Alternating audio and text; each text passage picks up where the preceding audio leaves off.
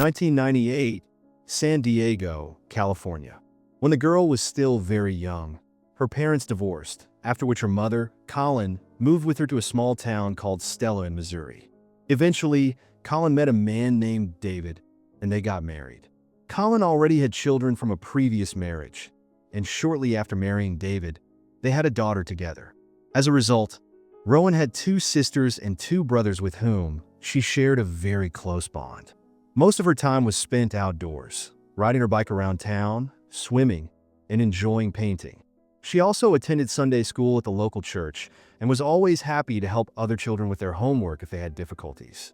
In November 2007, when Rowan was 9 years old, she was in the 4th grade at the local elementary school. Her mother worked the night shift at a store, while her stepfather spent most of the day on the farm. Because of this, the girl often stayed home alone, which accustomed her to independence. On November 2nd, she was once again home alone. Her mother had gone to her night shift, and her stepfather was still working on the farm. The next morning, around 9 a.m., Colin returned from her shift and immediately headed to Rowan's room. However, the girl was not in her room. Colin asked David where their daughter was, but he replied that she had asked for permission to spend the night at a friend's house, and he allowed it. The stepfather didn't even specify which friend it was, since their town was small, and he didn't worry about her safety. But Colin became worried and decided to visit all of Rowan's friends. Since there were only a few streets in their town, Colin quickly went to all the houses, but none of the friends had seen the girl that night, and she had not stayed at any of them. Colin's anxiety increased. She went around the whole town, but could not find Rowan. Returning home, she informed David that the girl was nowhere to be found and suggested that they immediately contact the police. However, David assured her that everything would be all right and that the girl would be back any minute. After several hours of waiting without any news about Rowan, Colin decided to take the initiative and called 911 herself. The local sheriff immediately launched a search operation. He went to their home to speak with David, as he was the last person to see Rowan before her disappearance. David told him that on the evening in question, when he was working on the farm with his colleague Christopher, their friend Nathan visited them. The 3 of them decided to go to David's house to drink and play billiards. On the way, they stopped at a store, bought alcohol, and then headed to David's house, where they spent a few hours. Late at night, Christopher asked Nathan to drive him home to the neighboring town, where his trailer was located, and they invited David to join them for more fun. Before leaving the house, David peeked into Rowan's room. Seeing that she was asleep, he left with his friends. After another stop at the store, they headed to Christopher's trailer, where they stayed for about an hour. After that, David asked Nathan to take him home. Nathan agreed, but chose back roads because he was very drunk and did not want to risk running into the police. He dropped David off near the house, after which David immediately went to bed. Soon, he was awakened by Rowan asking if she could go to a friend's house for the night. He allowed her and lay back down to sleep. The police received this story with some skepticism. They were concerned that a 9-year-old girl could decide to go to a friend's house in the middle of the night, and that her stepfather simply allowed it without even asking for the friend's name. The sheriff believed that David might be hiding something or could possibly be directly involved in the girl's disappearance, although there was no evidence to support this theory. The police continued their search in the surrounding areas of the town late into the night. Local residents, upon learning about the situation, immediately joined the search efforts, as they all knew Rowan's family and wanted to help. Stella had about 150 residents, so news of the girl's disappearance spread quickly throughout the county. People knew they could always rely on each other in times of trouble, so they united to assist. Meanwhile, the police went to the neighboring town to talk to Christopher, who completely corroborated David's story. At the same time, Christopher noted that David hadn't even contacted him after that night, and he had only recently learned about the girl's disappearance. That same day, the police expanded the search area, bringing in even more volunteers, but they still couldn't find Rowan or any clues that could indicate her whereabouts. The next morning, the FBI joined the investigation, while the local police continued to thoroughly search the town and its surroundings. FBI detectives focused on the possibility of abduction. They increasingly doubted the credibility of the stepfather's testimony, as his story seemed too questionable. The police also interviewed all of Rowan's friends and confirmed that she had not been at any of their houses that night. Investigators continued to question David, and he began to change certain details of his story several times, which heightened their suspicions. For example, he described the time frame of his absence that night differently and mentioned that perhaps Rowan hadn't even asked for permission to go to a friend's house, but simply left the home unnoticed. Additionally, during further investigation, FBI agents discovered that David had asked to borrow his mother's car that night, a detail he initially concealed from the police. As a result, both cars, his own pickup truck and his mother's car, were seized for thorough examination, but investigators found no evidence. Simultaneously, detectives decided to speak again with Christopher and Nathan, who had been with David that evening. The police summoned Christopher for questioning at the station. He once again confirmed the story he had told previously. He also volunteered to take a polygraph test, which showed no signs of deception. A few hours later, after returning to work following the interrogation, Christopher noticed Sheriff Clark's car and signaled for him to stop. Sheriff Clark ran the police department in their town of Whidden and had known Christopher since childhood. They had met when the sheriff was friends with his adoptive parents. After his mother's death, Christopher often turned to Clark for advice or support. Sheriff Clark approached Christopher, and they discussed Rowan's disappearance. Although Clark was not handling the case, as it was being investigated by the department in Stella, he was aware of the situation. During their conversation, the sheriff sensed that Christopher was acting somewhat strangely, which raised his suspicions. It seemed that he was hiding something. Given that Rowan's fate remained unknown, Clark decided to share his concerns with the FBI agents. They considered the possibility that Christopher might know details that could confirm David's involvement in the girl's disappearance. It was possible that David had asked Christopher to lie and alter some details of their story that night, and Christopher was now afraid of being exposed. The sheriff told the agents that there was a trusting relationship between him and Christopher and offered to help in attempts to convince him to be open. In the evening, Christopher came to Colin's house, asking about the progress of the search. Almost simultaneously, FBI agents arrived, planning to speak with Rowan's mother again. Seeing Christopher, they seized the moment to ask him a few more questions. He reaffirmed his story once more, but for the first time hinted that David might be involved in the disappearance. Christopher added that he was willing to help investigators get to the truth, whatever that truth might be. After Rowan's body was found, the agents contacted Sheriff Clark to talk to Christopher again, hoping he would now tell the whole truth. The sheriff learned that Christopher had come to the station in the morning when Clark was not there and left a message about the urgent need to speak with him. Clark immediately set out to locate him, but Christopher never showed up. This went on until Christopher himself called Clark. His voice was tense, and he asked if anyone was nearby. He explained that after hearing the news about Rowan's body, he had been driving around the outskirts to calm himself and noticed a gray car following him. Christopher even suggested wearing a microphone to talk to David to try to elicit a confession, but the detectives decided not to take that approach. Instead, they asked Christopher if he had any theories about places where David might have hidden Rowan's body, and he named several possible locations. The next morning, the police went to these locations and continued their search in the Stella area. The FBI agents managed to interrogate David again, but he stubbornly denied any involvement. Searching his home also yielded no leads. Meanwhile, Christopher came to the sheriff's office to report on how his meeting with the FBI agents went. During the conversation, the sheriff became suspicious that Christopher was withholding important information. After this meeting, Clark approached the investigators again, noting that Christopher likely had information that could prove David's involvement. The FBI agents asked the sheriff to continue persuading Christopher, suggesting that he might want to tell the truth, but was afraid to do so for some reason. The next morning, November 7th, the police summoned Christopher to the station again, as they needed his consent to search the safe located in David's house. Christopher had once lived in that house for a while because he had no other place to stay, so some of his belongings remained there. He agreed to the search and also allowed them to check his own trailer and vehicle. Furthermore, Christopher voluntarily provided a DNA sample and agreed to answer all the detectives' questions.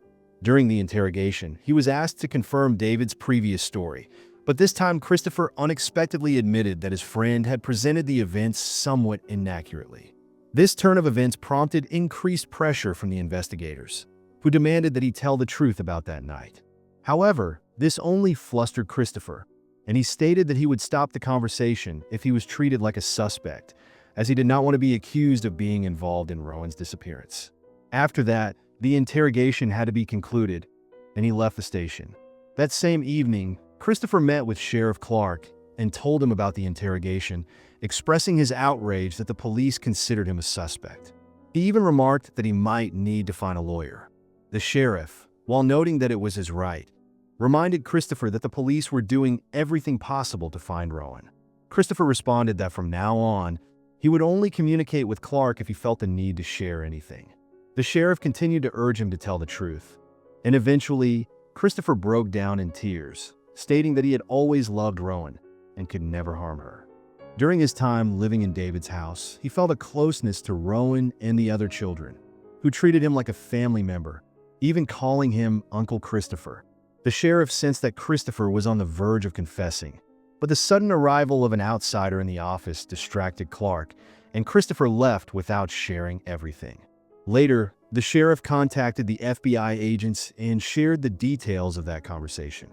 Clark informed the agents that Christopher was on the brink of revealing everything, but pointed out that excessive pressure could cause him to shut down and seek a lawyer.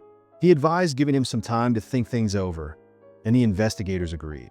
Meanwhile, the next day, the search for Rowan continued, but again without results. However, on November 9th, a week after her disappearance, events took a new turn. A search team that reached a remote area near the town of Powell discovered a suspicious hole among the trees. Looking into it, they found Rowan's body covered with leaves and debris. The girl was undressed below the waist, except for one sock. During the examination, forensic experts found signs of strangulation and also established evidence of sexual assault. Clark assured Christopher that he was unaware of any surveillance and offered to meet to discuss his concerns. When they met, Christopher was noticeably agitated and worried about his safety. He expressed fear that after the discovery of Rowan's body, he might be accused of murder or that someone might seek revenge. Clark took him to the station, where he explained that the case was now classified as a murder, so it was time for Christopher to tell everything he knew. Christopher began to cry again, and the sheriff directly asked what David had done to Rowan. In response, Christopher noted that due to the number of people present in the station, he did not want to discuss it there, instead suggesting they go to a secluded place, a small town a few miles away. Clark agreed, and they set off. Upon arriving at the location, Christopher unexpectedly raised his hands, asking to be handcuffed. The sheriff was surprised, but Christopher assured him that it would help him feel calmer. He then began his story. He first repeated the account already known to the police. He, David, and Nathan had spent the evening in the trailer, where they continued to drink. After a while, the friends decided to head home, and David asked Nathan for a ride, opting to take back roads to avoid the police. However, Christopher then began to share something that shocked the sheriff. He confessed that he had wanted to sexually assault Rowan and had even devised a quick plan, taking advantage of the fact that his friends would be on the road for a long time. He drove to David's house via the main highway, entered Rowan's room, picked her up, and carefully carried her out, trying not to wake the girl. Christopher brought Rowan to his trailer, where he attacked her. According to him, it was at that moment that the girl woke up and tried to resist, but she couldn't break free from his grasp. He didn't turn on the light and tried not to speak to her, as he didn't want Rowan to recognize him. After committing the crime, he planned to return the girl home and vanish without a trace. But the situation spiraled out of control. When he carried Rowan out of the trailer, the bright moonlight illuminated them, and she saw his face. Losing his balance, he fell. Returning to the trailer, he noticed bloodstains on his clothes and the mattress. At that point, Christopher realized he had to dispose of her pants, underwear, and the rope he had used to commit the murder. He gathered these items and placed them in a large barrel, intending to burn them. However, realizing that a fire would attract attention, he dragged the barrel to the shed, closed the door, and started a fire inside. Sheriff Clark was stunned by the account. He had always believed that David was the one who committed the crime, while Christopher merely concealed the truth. It was difficult for him to understand that a person he had known for nearly 2 decades was capable of such brutality. Although Christopher had 3 small children, with whom he did not live after the divorce, he always seemed to him to be a decent person. But the reality was far worse. After he finished his story, Christopher readily agreed to go to the station, and the sheriff did not put handcuffs on him. Only after arriving and confessing again to the FBI agents was Christopher arrested for murder. He also signed a consent form for a search of his trailer and car. In concluding his confession, he expressed remorse for his actions and recalled that he cried like a child the next day. Immediately after that, the detectives went to David to inform him about Christopher's confession.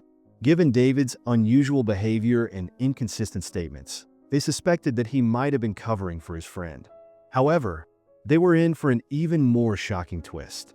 When David was interrogated, he suddenly changed his testimony.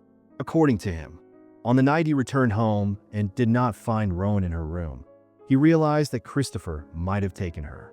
So he took his mother's car and drove to his friend's trailer.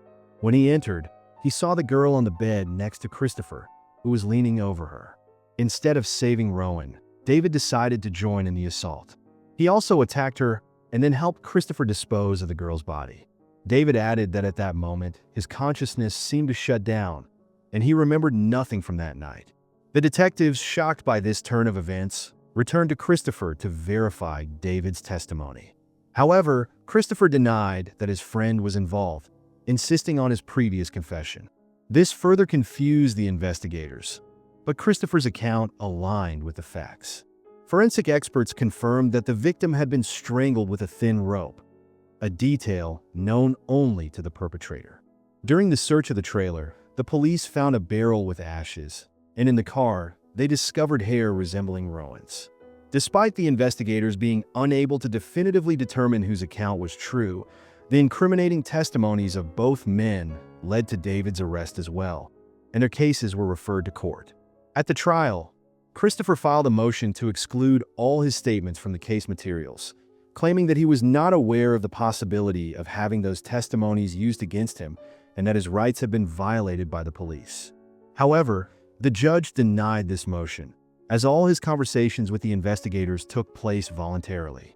Christopher also attempted to seek a lenient sentence, pointing to the difficult childhood he endured. From a young age, he was constantly shuffled between his biological parents and foster care, which significantly impacted his psyche. Christopher brought in an expert who claimed that he showed signs of developmental disorders, but these arguments did not help him avoid punishment. In 2012, 5 years after the crime was committed, he was sentenced to death. His attempts to appeal this sentence were unsuccessful. As for David, his situation proved to be much more complex. He confessed to the assault and murder of Rowan. However, his testimony contradicted Christopher's words. If the prosecution had decided to charge David with murder, it could have led to a review of Christopher's sentence, and David might also have evaded responsibility. Since there was no compelling evidence against David, including DNA, the prosecution could not take that risk. They were still unsure whether he had indeed participated in the crime. The prosecution did not rule out the possibility that David might have committed the crime alongside Christopher, but there was a lack of evidence to support this version. Ultimately, a difficult decision was made. To avoid the risk of overturning Christopher's sentence, the charges against David were reduced to much lesser ones. He pleaded guilty to 2 charges: child endangerment and obstruction of justice. The court sentenced him to 11 years in prison with a minimum term of 5 years. This decision sparked outrage. If David was indeed an accomplice in the murder, his punishment seemed disproportionate to the severity of the crime. However, there was nothing that could be changed at this point, and it was unlikely that he would ever be tried again for this case. Christopher remained in prison awaiting execution of his death sentence. Since there are often decades between sentencing and execution, there are no guarantees that his sentence will be carried out. It is quite possible that he will simply spend the rest of his life in prison. This story about a horrific crime, betrayal, and the consequences that befall those who choose a dark path compels us to reflect on the nature of human relationships and the responsibility we owe to one another. How often do we remain unaware of the dark secrets our acquaintances hide? And how easily can one become a witness or an accomplice to a crime, thinking it is merely a coincidence?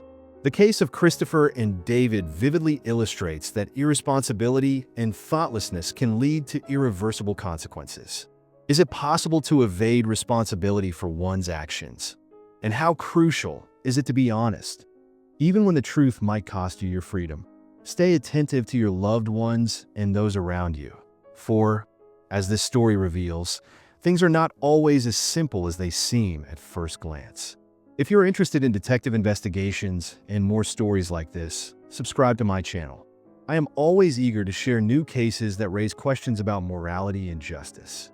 And, of course, don't forget to share your impressions in the comments. Your thoughts matter to us.